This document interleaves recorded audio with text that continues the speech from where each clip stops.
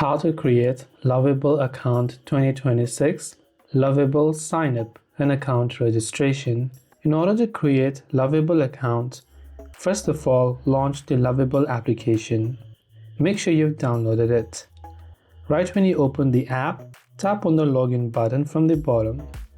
Here there are many ways to log in, like continuing with your Google or GitHub account. Now as you can see, we're not being presented with the option called sign up or create account. So instead what we have to do is, you have to enter an email address that you would like to create an account with.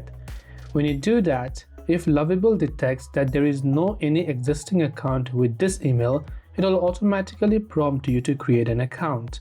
So once I've entered the email, all I have to do is tap on the continue button. And when I tap on continue, you can see here right here it says me to create your account password. So my password must contain at least 8 characters and a number from 0 to 9. So once I've entered my required password, I can finish tapping on the create your account button and my Lovable account will be successfully created. This way I can create a Lovable account. Hope this video helped you out. If you have got any questions, feel free to leave them down below. Thank you for watching and see you soon in the next video.